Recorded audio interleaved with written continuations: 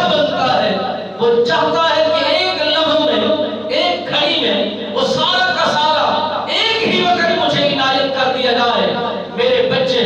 میرے گھر کے احباب، میرے گھر کے فرد جی بھر کے ایک مرتبہ تو کھانا جی بھر کے کھا لیں۔ جو تھوڑا تھوڑا مل رہا ہے گزارا نہیں ہو رہا، اور پھر یہ شکرانے کی جو دولت ہے یہ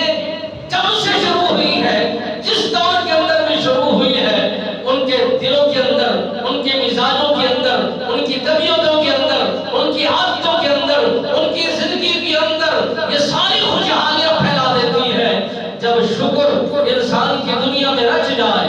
اور ہر دور کے اندر اور ہر فرد کے اندر نکھار پیدا کرنا شروع کر دے تو پھر انسان بدل جاتا ہے، انسان کا مزاج بدل جاتا ہے، انسانوں کی عادتیں بدل جاتی ہیں، انسانوں کی طبیعتیں بدل جاتی ہیں۔ آج اگر ماحول اور نظام نہیں بدل رہے اس لیے کہ ہم شکرانہ ادا نہیں کرتے، کھائے جا رہے ہیں، اللہ کا شکر ادا نہیں کر رہے، اللہ کی نعمتوں کو لیے جا رہے ہیں، اللہ کی حمد کرنے کے لیے شکرانے کے طور پر نوافل کو ادا نہیں کرتے، شکرانے کے جملے نہیں بولتے، رب رحمان کو راضی کرنے کے لیے اس کا شکریہ ادا نہیں کرتے۔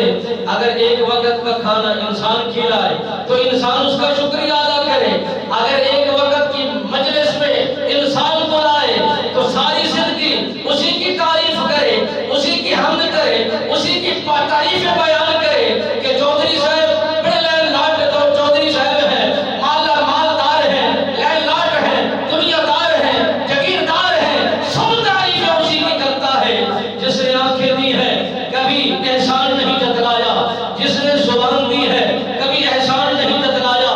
جس نے یہ ہاتھ دیے ہیں کبھی احسان نہیں جتلایا، جس نے پاؤں دیے ہیں کبھی احسان نہیں جتلایا، سر سے لے کر ناخن تک یہ ساری آزاد عنایت کرنے کے باوجود کبھی بھی احسان نہیں جتلا رہا۔ یہی کہہ رہا ہے یہ میرا فریضہ بنتا ہے، یہ میرا بندہ ہے، یہ میری آس لگائے بیٹھا ہے۔ جب انسان شکر میں لوٹ جاتا ہے، شکر ادا کرنا شروع کر دیتا ہے، نعمتوں میں اضافہ، زندگیوں میں برکت، نعمتوں میں اضافہ ہونا شروع ہو جاتا ہے، معاملات میں آسانی ہونا شروع ہو جاتی ہے۔ اللہ کے نبی نے حضرت موسیٰ کلیم اللہ علیہ نبینا سرکار نے اللہ کی بارگاہ میں فریاد کی، مولا یہ تیرا بندہ تیری بارگاہ میں عرض و گزار یہ ہے کہ جس کا جتنا اس کا حصہ بنتا ہے ایک وقت میں دیا جائے،